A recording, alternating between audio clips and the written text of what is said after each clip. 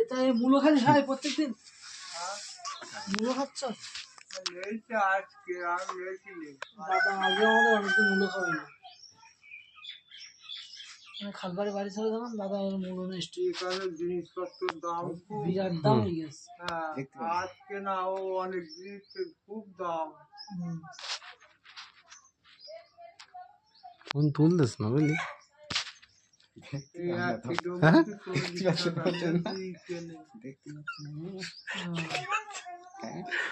দেখতে পাচ্ছে সব।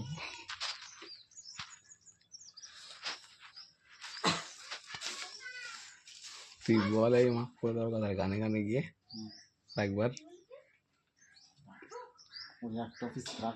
অন্য টপিক বল। তো বিড়ি খাও কেন?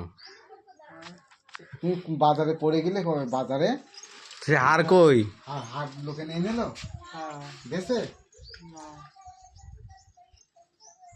চিন্তা করতেছো? তাই চিন্তা করতেছো? চিন্তা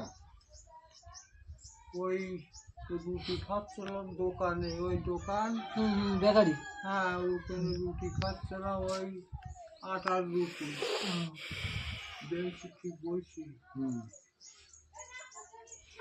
মাছ টাছটা ঘুরিয়ে পড়ে গেলাম, তাই ওই অফিস চেন আব্বার বন্ধু হ্যাঁ হাপুড়ি রফি ঘুগনি বিক্রি করে। হ্যাঁ ওর সামনে তো আর পরিবেশটার সঙ্গে সঙ্গে ছুটে যাওয়া তুলে মামু মামু করে পানি দিয়ে একটু খাবে বসে ডাক্তার ডাকে, তারপরে গরমেই বাড়ি ফিরেই ওর আমার গাড়ি থেকে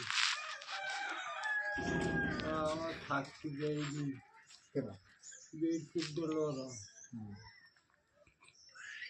জামাই জামাই জামাই মেয়ে সবাই।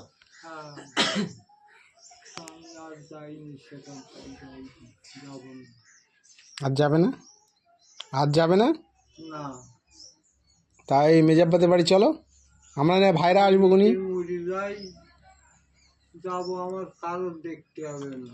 না মেজাব্বা তারপরে আমার আব্বা এরা তো তোমার সন্তান, তো দোষ করিনি তো কেউ নাকি? সব মাফ করতে দেছো তুমি নাকি? আর যাবো না কোনো জায়গায়, ওই যাই মরে যাওয়ার আগে কি হবে দাদা মূলো? ওই টপিক দিস নি, মরে যাওয়ার কথা বলতেছো, ওইটা বল যে মরবে না এত তাড়াতাড়ি। এখন এত তাড়াতাড়ি? হ্যাঁ নাতিপোতা সব, নাতিপুতি আছে, সবার সাথে হাসপা খেলবা। হ্যাঁ হ্যাঁ ঠিক। আমাদের ছেলে পিলে হয়েছে, আর আমার আর সময় নেই যাওয়ার আর ঘরবার। আমার ওই